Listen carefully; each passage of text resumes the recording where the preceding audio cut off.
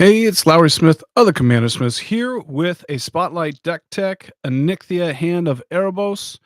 Um, Commander Smiths is a podcast that comes out every week. You can check us out here on YouTube. We also have a Patreon and Discord. But let's get to the deck. Anikthea Hand of Erebos, two and a white and a black and a green for a 4/4 demigod. Has menace. Other enchantment creatures you control have menace. Whenever Anikthea enters the battlefield or attacks, exile up to one target non-aura enchantment from your graveyard. Create a token that's a copy of that card, except it's a 3/3 black zombie creature in addition to its other types. And so this one's really cool, creating zombie tokens, but also that are enchantments. And so they get the menace that Anikthea is given out, can be really aggressive. And it's been a really fun deck to have. Let's move on to the deck. All right. You have Seal of Cleansing, no particular order. Seal of Cleansing is an enchantment that you can sacrifice to destroy target artifact or enchantment. And so you cast it, destroy something, and then there's something in the graveyard when Anikthea comes into play to bring it back. Um, and then you keep on moving forward. Aura of Silence, artifacts and enchantments, spells your opponent's cast cost 2 more to cast. I love this card. And then you can sack it to destroy target artifact or an enchantment. It does a lot of work in the deck. Life from the Loam, we do use proxies. Adam makes a lot of different arts, not this one, but and we give them out in the Discord as well, patrons. But it's a sorcery. Return target 3 target lands from your graveyard to your hand. Also has Dredge 3. The Dredge 3 is why this is in here. This is kind of a self-mill kind of deck. What's up, Fernando? Um, and so basically this is just one that allows you to get lands back, so you're always playing lands, and then also just being able to mill cards so that you can get enchantments back with Anikthea as well. We have Seal of Doom, enchantment that sacrifices itself to destroy target non-black creature. Again, there's a bit of an enchantment that sacrifices its ability, so it's in the graveyard, and then you bring them back pretty easy and can control the board. Urza Saga is an enchantment, so once it sacrifices and dies at the end of the saga, you get to bring it back with Anikthea and do it again. Seal of Primordium. Maybe there's a little bit of an order here, I guess. I don't know. Sacrifice it to destroy target artifact or enchantment. Consistency. You know what I mean? Sinister Concoction. Enchantment that can sacrifice itself to destroy target creature. But you also put the top card of your library into the graveyard, discard a card, sacrifice it.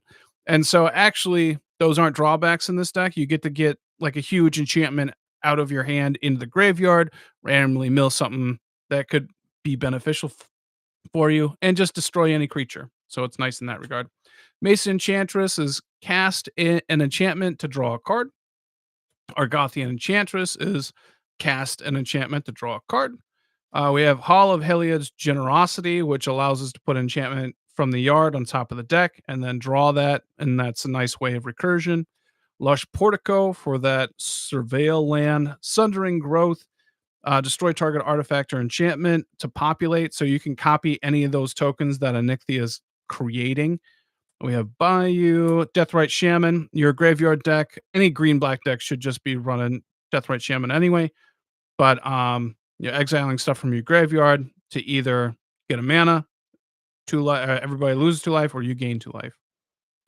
Miri's Guile, just an enchantment type card that allows you to um choose what you're drawing. Essentially, you look at the top 3 cards, you rearrange them however you want, and then draw the card at the beginning of the upkeep. Um, and so this is probably a replacement for Sensei's Top in this deck, or any sort of cantrips and that in green. Burgeoning, whenever an opponent plays a land, you get to play a land if it's in your hand. So great card enchantment in that regard.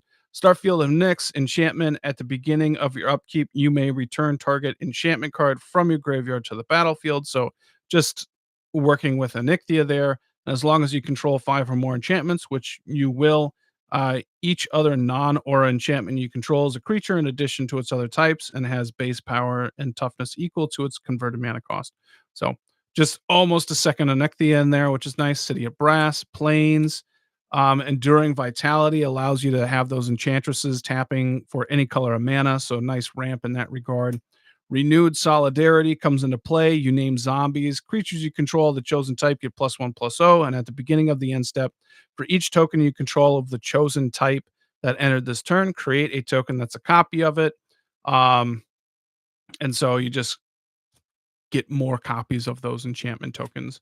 Clever Concealment, again, being able to tap those enchantresses for um, mana and protecting your stuff is pretty great. Also, um, it's protecting all your permanents instead of just like creatures and stuff like that. You have plenty of enchantments that you want to protect. Lightning Greaves for that hasty protection. Swamp. Land, Rootborn, Defense, Populate. So create another one of those tokens, and then creatures you control gain indestructible until end of turn. Exploration, allowing you to play a second land per turn. Sanctum Weaver taps for X mana for as many enchantments as you have. It's bonkers in here. Swamp, Verdant Catacombs, and Sarah Sanctum. I do have one of those, but I don't want it in the deck. That's why you play proxies. Windswept Heath, extinguish all hope, destroy all non-enchantment creatures. This does get your enchantresses, but by this time you're gonna just kind of wipe the floor out at that point. Forest, Song of the Wind Soul, World Soul. Whenever you cast a spell, populate. This card goes crazy, especially if it's in the graveyard and you made a token of it, and then you cast a spell, make another token of it, and then you cast another spell, and then you make two. It can go pretty wild. Um, Soul Ring for that ramp, Lava Spur Boots, again, just for that haste, a little bit of protection. Gaia Reach Sanitarium, a land that draws you a card and discards you a card. Perfect when you want stuff in your graveyard. Oath and Nissa gets a card from the top of your deck, top three into your hand, and then you can, yeah, that's basically what it is. Just an enchantment cantrip. Prismatic Vista, Mesmeric Orb. This is a self-mill deck, and any of those decks should be running Mesmeric Orb. Sithis, cast an enchantment, draw a card, gain a life. Starfield Mystic, enchantments cost one less, and then whenever an enchantment you control is put in the graveyard from the field, put a 1/1 counter on this. So this grows, especially with how many enchantments actually sacrifice themselves in this deck.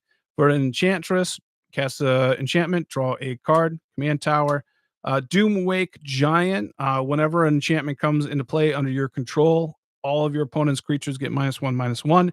And so, like, if you attack, you pop one of those creatures into play, tokens, everything gets -1/-1. If you have a couple of token doublers and stuff like that, it gets pretty gnarly.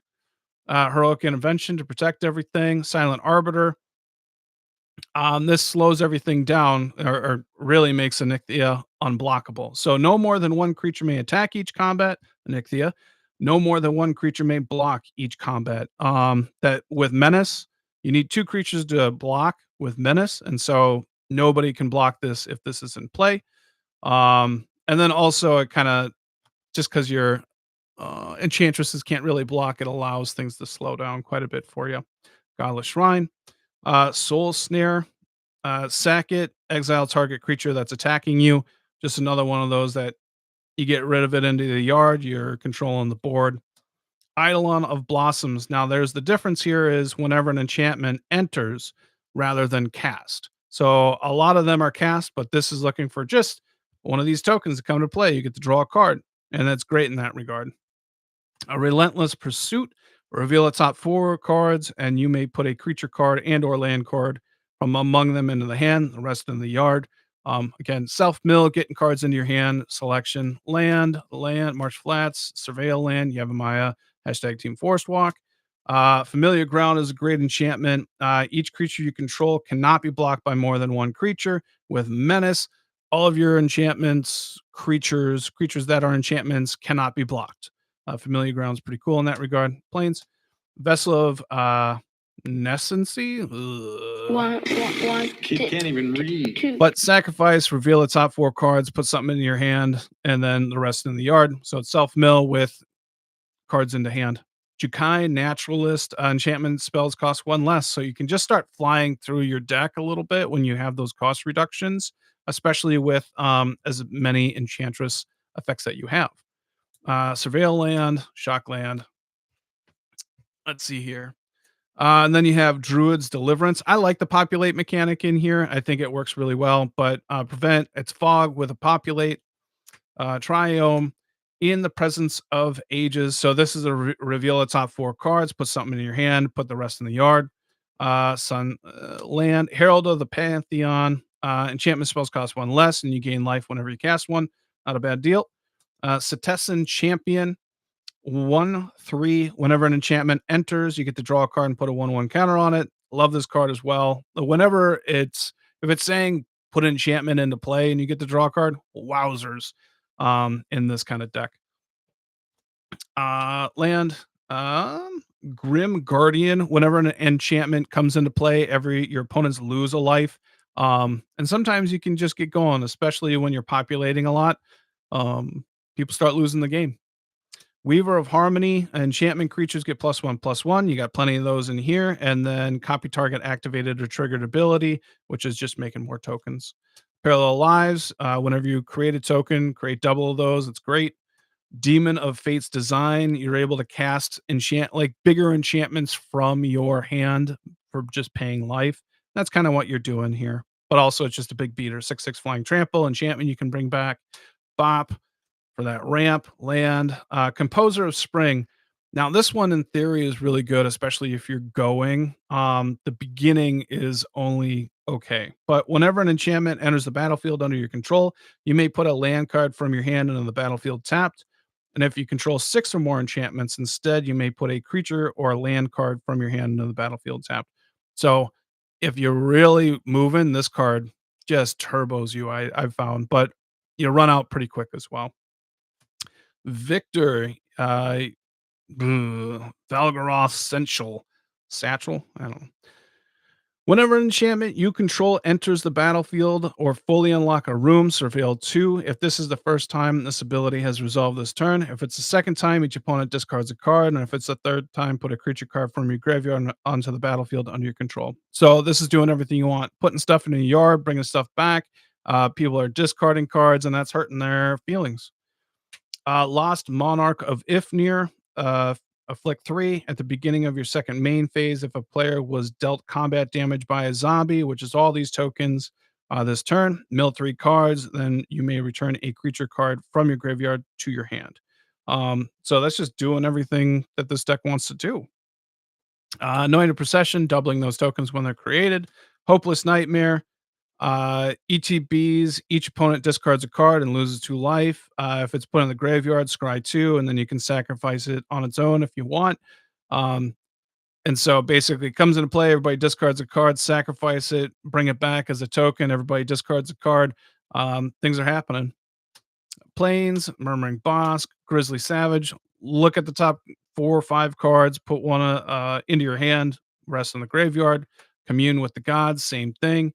Slumbering keep guard. Whenever an enchantment enters, you can scry one. So just cheap scrying, and then you can kind of give them a little boost there once things start going. Dryad of the Elysian Grove. It's an enchantment creature that allows you to put more lands into play.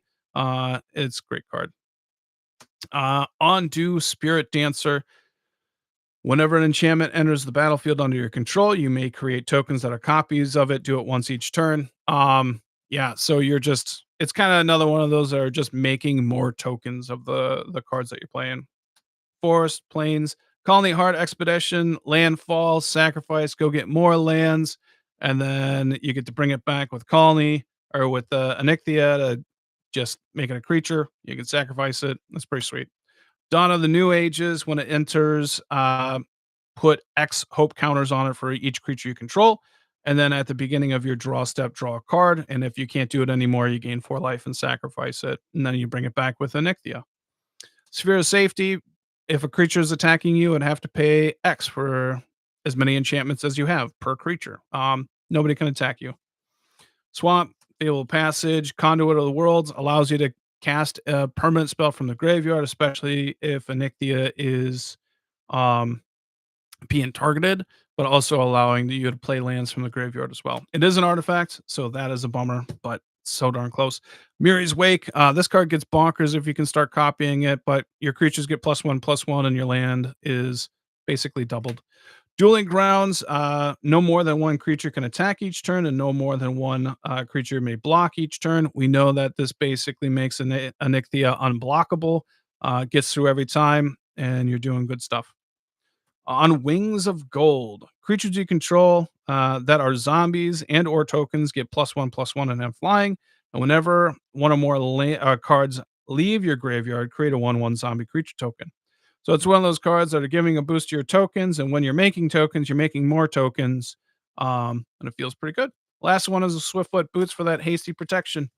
Hey, if you enjoyed the deck, give it a like, subscribe to the Commander Smiths. Hopefully you enjoyed. And if there are any cards that you have in your decks that you like for Anikthea, let me know in the comments. Hopefully you enjoyed. Have a good one. Bye.